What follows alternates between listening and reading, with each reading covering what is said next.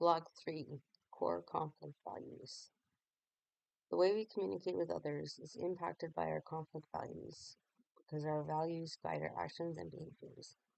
It could also impact our expectations of others because we may expect someone else to meet our own conflict values when communicating through conflict. I found that there were a lot of values that resonated with me while doing the activity on page 14, and it was difficult to narrow it down. As I defined them, I was able to determine which values were key for me in conflict situations. For example, accountability is one of my core conflict values. This is shown in the conflict with my son expressed in Vlog 2 when I took accountability for my role when I yelled at him and apologized for my actions. It was important for me to acknowledge my error in raising my voice to him, and repairing our relationship was also a priority. My other core conflict values are integrity, compassion, and acceptance. These all guided my actions to resolve the conflict with my son. In retrospect, they guide my communication with everyone. When communicating with integrity, I am being true to my values and honest with myself and the other person. When communicating with acceptance, I am hearing the other person's story out in its entirety with a desire for resolution. Following my apology to my son, I also took the time out to hear how he was feeling and what he was trying to communicate at the time without judgment. When communicating with acceptance, I'm acknowledging that neither of us is perfect, and I'm accepting these imperfections and understanding that we all have learning to do.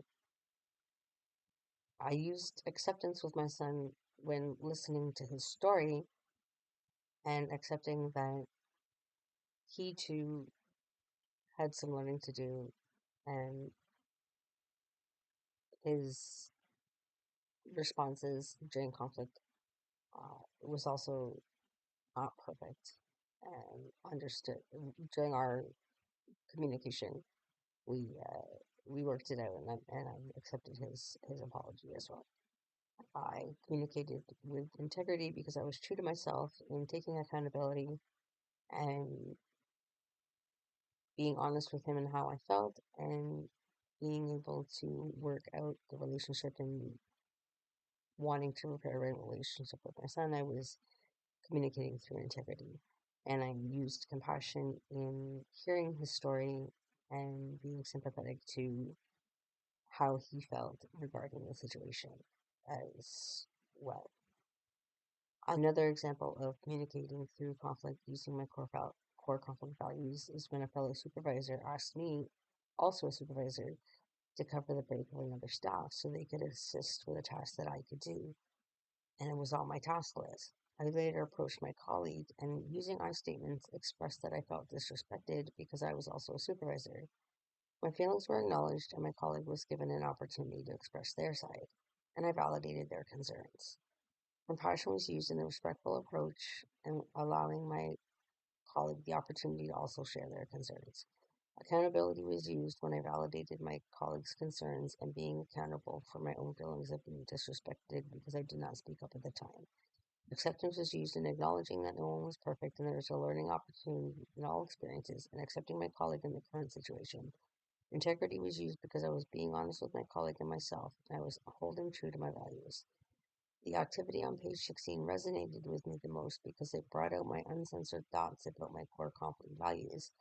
It helped me see what voices my conflict values come from and what voices guide me. It allowed me to get in touch with those conflict values. It's important for us to understand what our values are because it will help us guide us through conflict. It will help us to remember what our purpose is when things get tough. As an example, my core conflict values can be something to refer to when considering what justice looks like for my offender mentioned in Blog 1. In working through this part of the workbook, I also realized that the conflict with my previous colleague in Blog 1, where I gossiped with other colleagues, did not align with my core conflict values. I was not showing compassion or acceptance to them, acknowledging their ability to change. And I did not show integrity. I was not being true to what I believe in. This has led to the current feelings of remorse and desire to resolve the situation. I can take accountability by acknowledging to the colleagues I spoke to that I should not have talked about my previous colleague to them in that way that I did, and make amends to my previous colleague at our next encounter. It's important to know where our values come from because our experiences can change our values and give us the opportunity for change. Events of loss and trauma and even happiness and fulfillment can affect our core conflict values. Understanding who we are and where our values come from can help us discover or rediscover what we truly believe.